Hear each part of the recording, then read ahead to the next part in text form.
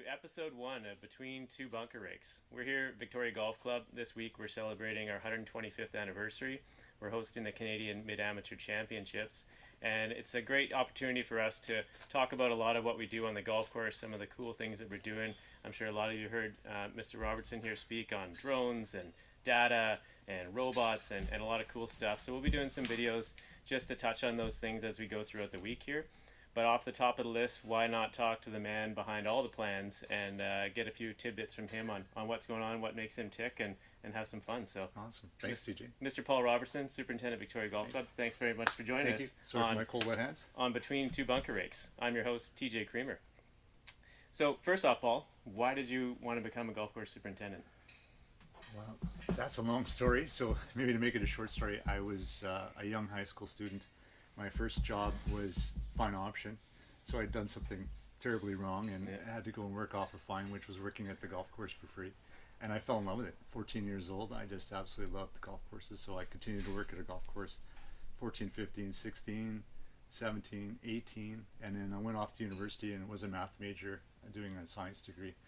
Thought I was going to teach, and in my second year I absolutely hated teaching. And they had fired the superintendent, and I was the only one who had any experience on the golf course, so they hired me as an assistant. And I think I was 19, maybe 20 at the time, making more money as an assistant than I would have been teaching. And so I never looked back, and I thought, man, if I could turn this into a career, this is what I'm going to do. Now think of how many more jobs you could be doing making more money than being a golf course superintendent. Maybe, I know. Yeah, but it's been a long run, and you've enjoyed it. I mean, it's been a pleasure working with you through the 20 years that we've known each other now. So, yeah, likewise. Now your business card reads J. Paul Robertson. Yes. Now, did you ever consider going just with the J, like a Men in Black type thing, or just I'm J? No, I did not. But that's a good point. I think that, yeah. It's funny. My family all named us first name, second name, and all called us by our second name. So my first name is Justin. I go by Paul. My brother's first name is Quentin, and he actually changed his name back to Quentin, so he's a Quentin. So maybe at some point in time I'll go back to Justin. Yeah. Maybe when I assume a new role as a new superintendent or general manager somewhere else, I can switch to Justin. And I just put the thought in there to go with just J. J. Just okay. J. There you go. Yeah. So almost 20 years at Victoria Golf Club now. Yes. You have completed a staggering amount of projects. You almost renovated this entire property as far as all new bunkers, new irrigation, new drainage, almost all the new tees, a whole new maintenance facility here, as well as an assortment of other smaller projects as well. First off, that's a great list. How did you manage to get through all that stuff and successfully come on the other side? You know, a while ago it used to be a superintendent that won superintendent of the year or put in a new irrigation system didn't last much longer after that because they promised too much, I guess would be it. No, it's so true. So how do we accomplish that? You know, having a great team, and I mean a great team in the sense that, you know, the general manager, the members, the staff. So starting maybe with the staff have given the club confidence that we could actually do these kind of things and pull them off. The club for having the vision that we could financially do it and that there'd be return on investment. The general manager, Scott Kolb, and before him, Terry Shane, that stuck with us and stood behind us and said, you know, this is going to be okay. We're going to get through this. We're going to do these projects. You know, I'm often asked what are my favorite projects, and I think the ones that stand out the most for me were the ones that you guys gain new skills and I saw you grow as individuals. So when we did the irrigation system, you guys really stepped up and took, you know, what was a mediocre practice at best and turned it to an actual science and art form and really took us to the next level. And that's what's kept me employed. Had we put in a $4.5 million irrigation drainage system and the golf course hadn't got substantially better, I definitely would have been in trouble. But we've always under-promised and over-delivered, and that's because of a great team around me, behind me. Yeah. So. And you've always adopted technology. I think we were one of the first courses in North America to use the MI control for Rainbird. First course in North America, Canada to do the drone. First course to have the RG3 robots in Canada. Mm-hmm. Is there anything that's been scary about that for you? Is it again, don't overpromise what it can do kind of thing? Or what's been scary about it, and it's been scary my entire career, is that I've always been really good at convincing people to do things. You know, and so with that comes a lot of responsibility. I remember I was at a little golf course in Alberta, and I won't say where because I don't know where this video will go and how far and wide it'll go, but I remember convincing the board to buy a lightweight fairway mower so we could contour fairways and really bring the course to the next level. And I convinced them to do that one night. Well, then the next meeting, we were trying to figure out how we were going to pay for it, and we were having to do bingos. So I had to go and work bingos twice a week in order to pay for this fairway mower. So, you know, pushing clubs or any organization into a direction that might put them into financial difficulties is a huge responsibility. So I try not to take anything lightly. I try to make sure I do all my research and find out that there's an absolute return on investment for everything that we do now, whether that's, you know, an additional hire is going to, you know, produce better conditions, which is going to mean more membership, which is going to be better satisfaction for members, or if it's robotic technology, we're either going to be able to improve the services to the members or reduce the overall cost, you know, while not reducing services. So it's a real conscious decision that there's a return on investment in everything that we do.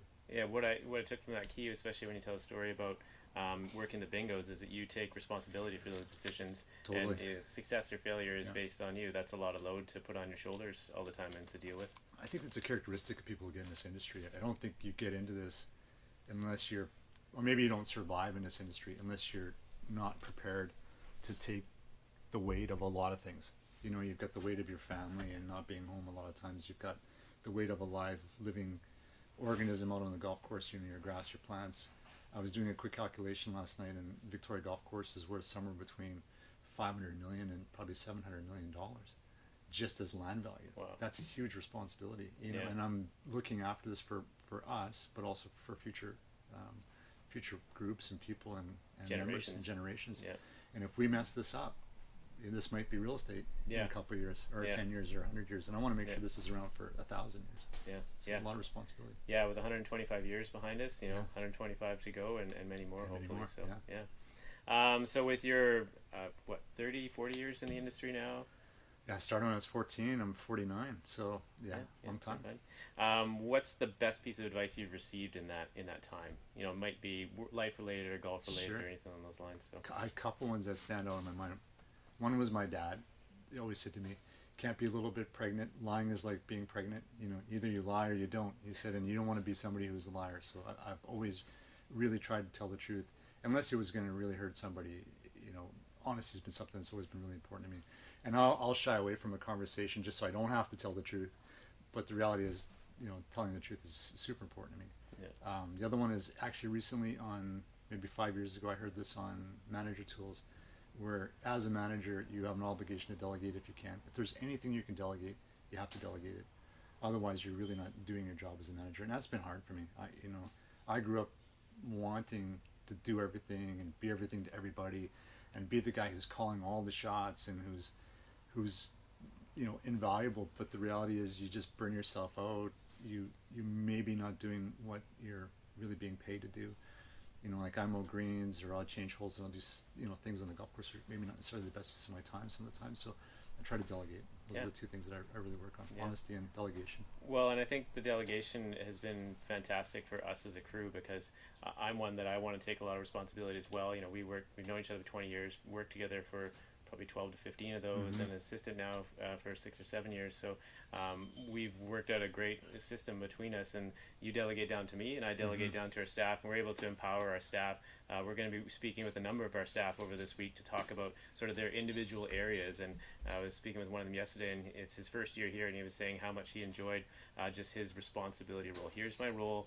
You know, we give him parameters where he needs to meet, and then he goes and figures out how he's going to execute that. So empowering the staff comes straight from the top. So thank you for what you brought down to us, enabled us to be successful as a group. I appreciate that. And it's allowed me to do other things, you know, focus on other things, projects, and you know, you wouldn't have the time to sit down and crunch the numbers to see if the RG3 program would work if you're on the greens more for 4 or 5 hours a day, and then, you know, doing something else for 4 or 5 hours a day. So this has really freed up my time to be creative and big picture. So, yeah, that's great. Yeah.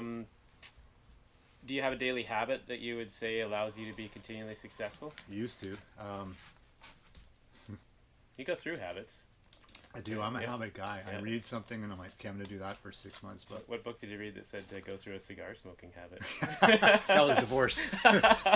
so Divorce is like, Divorce, let's smoke cigars. Sounds like a good idea. And drink. So that was a good habit for 6 months. It was fun. It was fun. Yeah, I would say one of the habits I had early on, and I think that allowed me to be successful, is I worked harder than anybody else. And I can't say in the business because I don't know everybody everywhere and what they're doing, but I think I worked pretty hard, probably harder than 80% of the industry, and that was the same in school which allowed me to be really successful. I definitely wasn't the smartest person in school, but I worked 2 times, 3 times harder than everybody. I had a baby in one hand, book in another hand. You know, I worked my ass off whenever I could, and I just applied that to the golf course. But now looking back at that, I would say that was a habit that got me a certain amount of success. Now I'm leaning more towards, you know, meditation and balance and things that you can do to preserve your sanity in this business, because it's pretty rough. You know, this is pretty hard on you. It's a long haul, and especially on the West Coast. You know, we go through summer of trying to put conditions out there day in, day out that are the best we can for the membership, and then we go through the winter months doing projects through most of the winter and slogging it out in the mud and snow and ice and all that fun stuff. So, you know, and I don't have it as bad as you guys, because I can always lock myself up in the office and do projects and work on budgets or, you know, project management stuff. But you guys are out there slugging it 8 hours a day, 7 days a week. But you're right, a lot of people underestimate what it's like to work on the West Coast, and they think, oh, this is great. But the reality is, we're busier in the winter than we are in the summer. We have less staff, but more projects to do. So you're doing worse work, worse conditions with less staff. It's very difficult. It can be very burnout potential. So. Yeah. But to be fair, we do work at a fantastic piece of property, and you know, sometimes you get lulled into sort of complacency of this is the view that I always see every day, and it's fine. But this property, every day I come out and go, wow, I get to work here at Victoria Golf Club, and this is my office. Is this ocean view every day?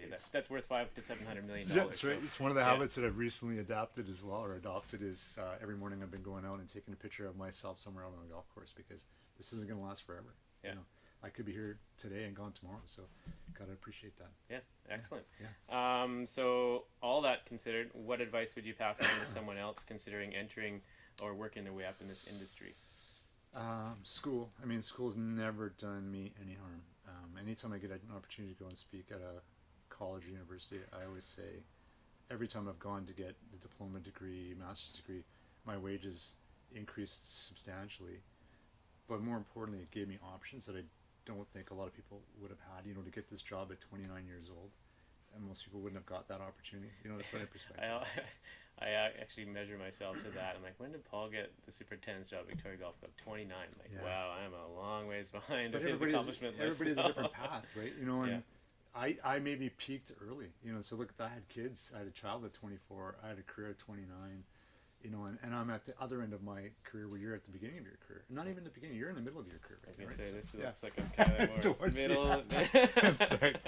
So, yeah, I would say education is never going to hurt you, no matter what it is. You know, even if you have a remote interest in something. Like right now I'm doing food and beverage courses because I want to transition to a general manager's role. But I really found I'm really interested in food and beverage. I'm really interested in how that science works, and I'm blown away by how much more complicated it is than maybe even the turfgrass industry. I thought we were pretty impressive and we were pretty cool. Yeah. And we have some pretty cool ideas and some pretty difficult conditions, but the reality is food and beverage is incredibly complicated. So I'd say education.